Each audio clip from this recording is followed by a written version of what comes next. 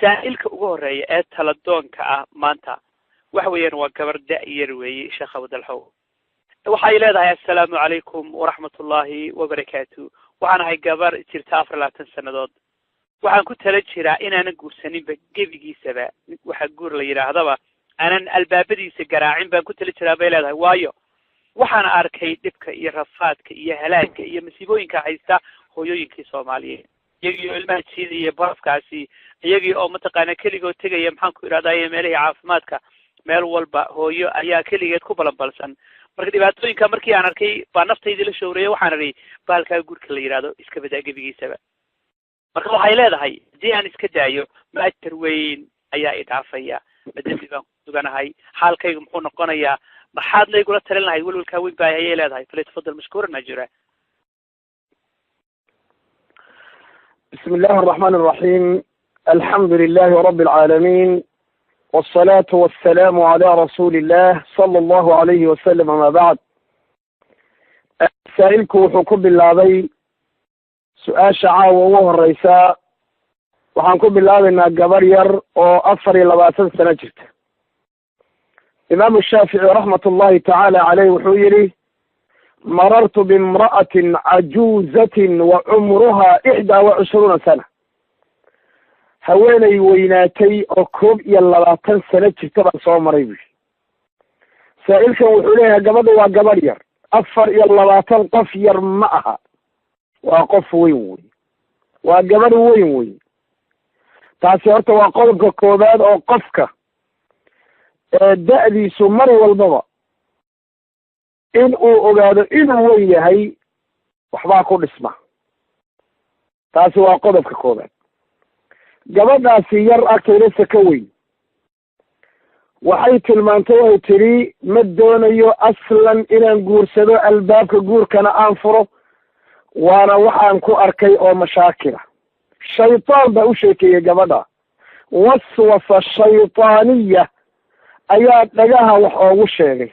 walaa taziru waasiratun wisra ukhra yaa ku yidhi wakiil ka noqo yaase ku yidhi caam ka dhig ummadda o dhan ummad barwaaqaysan baa buuxda ummad guurka ku najaxday baa buuxa ummad ayaga dhanba raaxa iskula nool ayaa buuxa dad mataqaanaa adduunyadana nolosha meesha ugu dambaysay gaadhay aakharana inay janno isku galaan rajaynayna ayaa buuxa okiyaalo wanaagsan bay gabadhaa soo qaadani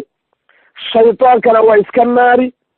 saaxiibadeedana way bedeli oo saaxiibo wanaagsan bay noqoni ilaahayna way baryi tabaaraka wa tacaala diin iyo akhlaaq bayna ninka ku dooran ayadaba malaa'ig ma aha adigaba bashar ma tihid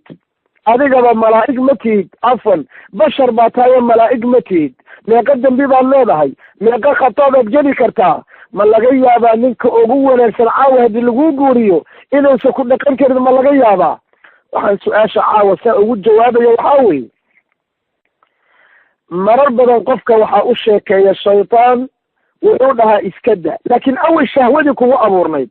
awel khariisadii kugu abuurnayd ma ballan qaadaysaa inaan xubaan gelaynin ma ballan qaadaysaa indhahaada inaad laabanayso ma ballan qaadaysaa farjooda inaad zinada ka ilaalinayso wahaakada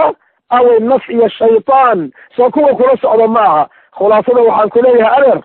horta ma yirid 24 gabadh yar matid ilaahay tala saaro dadkaasoo dhan waxba kaama geline adiga akhlaaqdaada iyo diintaadana jeebka kala soo bax nin akhlaaq iyo diin lana diin wax ku raadsa qaabkaana wax ku raadso shuruuda wax ku raadso adiguna nolosha faham kuna talagal allah tabaaraka wa tacaala inuu reer wanaagsan kaa dhigo wixii khaldama qadarkii baa dhammaaday wixii khaldama qadarkii awey cid kastoo kala tagta ma waxaa leedahay maxay u kala tageen maya war dad buu qadarkoodii dhammaaday guurku waa cuntada adiga caawa cunto guriga ku taalaa laga yaabaa inaada cunin adigoo gaajaysan sababtu waa maxay laguma qorin guurku waa arsaaqad labada qof markuu jirkoodu istaabanayo oo shahwadoodu isku dhacayso oo carruur la iskugu daray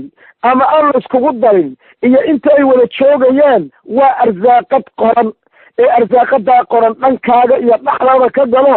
ilaahay u tala saaro tabaaraka wa tacaala ilaahayna guur wanaagsan baan kugu rajaynayaa oo aad ku degto shakiga iyo cudurkana kaa saara. intaa waxaan leeyahay gabadha canaan baan maanta ku bilaabay su-aashayde. waalidiintana dhowr jeerna waan sheegay, waalidiinow oo anigu aan ku jiro, yaynaan sabab ugu noqonin carruurteenu inay guurka ka daahaan. kow, hadday guursadaanna inay walwal iyo walbahaar ku noolaadaan oo qudwo xun oo qalafsan inaan markaad adiga ninkaaga iska lulataan oo aad carab lulataan aad tahay gabadh carab lulata leh oo ninkuna nin qool wato uu yahay, kala qabtaa iyo qab iyo qac iyo albaabka duleelaba aad mataqaana aad la yaabayso oo carruurta habeen walba argagax ay ku seexanayaan. shanqadhi iyo dhaba ay leeyihin allah hadda hooyiya aabbaa kala lusha, haye dalqad baa lagu furay, haye rag baa meesha imaanaya, gar baa loo fadhiyaa, waa sii soco, waa soo soco, xagga usii baxa, eedaa timid, habaryar baa timid, awoo waa yimid, daris baa yimid, gaal baa yimid. marka dambe gabadha qaabkaa ku nool ma raaxaysan karto, fiqa iyo kalsoonida ma heli karto. carruurteenna yaanan fiqada iyo kalsoonida ka dhuminine aan u danayno carruurteenna, mustaqbalkoodana aan u danayno. waddan gaalay joogaane yaanan ku qasbin inay moodaan gaalaba inay naga dhaqan fiican yihiin oo ay jacaylka iyagu naga jili yaqaanaan oo ay tamanida gabadhu inay marka dambeba soomaali oo dhan ka cararto. waana midda keenta gabdho badan inay xataa soomaaliga ka carraan dhahan maya, nin soomaaliyeed waa midka hooyada qaba, nin soomaaliyeed waa midka waa adeerkay, nin soomaaliyeed waa gabadhii saaxiibtay, nin soomaaliyeed waa midka khalaas halkaa ay cararaan. marka dambena gaalo iyo waxaan la garanaynin ay u galaan gacanta. ha ka hor istaagina